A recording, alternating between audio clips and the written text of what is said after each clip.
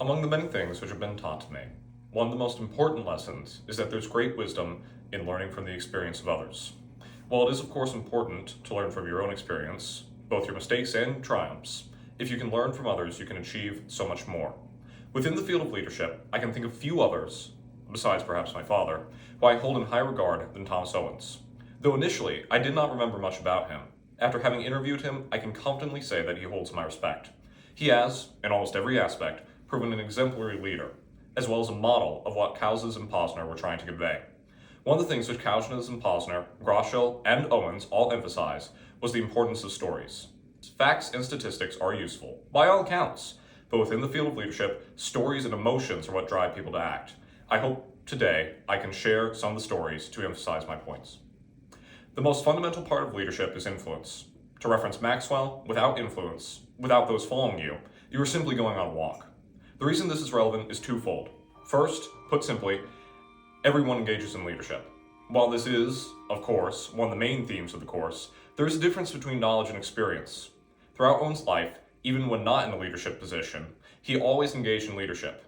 Indeed, if leadership is simply the art of influence, then there are few people who do not engage in leadership of some kind. Even if someone has no aspiration to be a leader, understanding the art of influence is useful whenever you are interacting with others. The second reason is due to the nature of people. In the end, despite the best efforts of many, people are far too complicated to fully understand.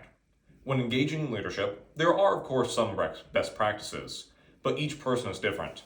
It's important to remember that, as much as these lessons are important, if they are treated as a formula, they lose their value. Back when I was 12, my family went on a road trip out west. One thing I always wanted to do was ride a horse, so we went to a ranch while we were out there. When riding a horse, there are two things made very clear to you. The first is that, unlike a car, a horse has a mind. In the end, you can direct a horse, but you cannot force it to go anywhere. The second thing is that a horse can very quickly tell if you're nervous or overconfident. Going through the motions is not enough to make it go where you want. As a leader, you can direct people, you can motivate them, build them, but they are still people with their own minds. Going through the motions, while being devoid of actual connection, is something most can see through. One thing Owens recounted during the interview was how the military influenced his leadership career later in his life. One thing that struck me, more than any other, was the stress that comes with working in the military. People who you have known for months, if not years, are at risk of dying in painful ways, and millions of dollars of equipment are at stake. In that environment, a mistake has horrid consequences. With this in mind, it's important to remember there's a difference between lived experience and theory. Theory, even if perfectly correct, is nearly useless until crystallized by experience. When leading, it's important to stand behind principles. One thing Owens made very clear is the importance of being principled in whatever you do or work toward. When I was younger, I enjoyed an online computer game meant to simulate geopolitics, with several hundred people in their own nations. During that time, I saw many leaders who were very good actors and pretended to have relationships and concerns with those they led. In terms of backstabbing and politicking, the strategy was effective. However, I saw those leaders who lacked principles often fell from power due specifically to their immorality. When you're leading with a clear vision based on clear principles and you stick with that no matter what, that is something people can rally around. I found that despite what may seem obvious, people wanted a cause, and trying to appeal to them by watering down what you stood for just drove them away. If you stick to principles, people will join you and they will follow you. One final thing Owens made clear is to understand that, as previously said, people are in fact nothing more than human. All people are flawed and they're bound to make mistakes. The solution is not to punish someone when they make a genuine mistake, obviously within reason, but instead to help teach them what they did wrong and help to build them up. Hebrews 10:24 through 25 comes to mind.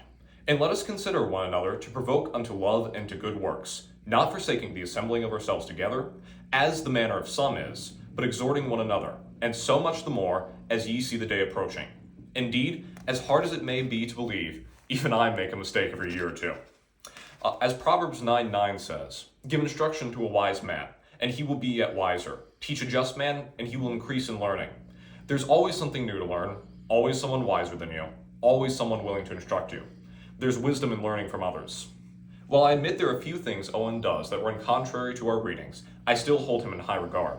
By leading from the front, building around a strong supporting vision with core principles of reinforcing it, working to strengthen those under him, always treating them like people, I believe Owens to be an exemplary leader. As for myself, one thing I need to work more on is building up those under me. In my time leading, I've always had high standards. Though this in itself is not a bad thing, I need to learn that sometimes a person's not at fault for something they did not know. It's better to teach them than to remove them. Mind you, some people are simply malicious, and they need to be removed swiftly and cleanly. However, for most, teaching them is going to have much greater impact than smacking them on the wrist. In a certain way, it is amusing the best way to lead people is also heralded in a developmental psychology class I'm taking as the best way to raise a child. Given we are all children of God, perhaps there's something profound in that.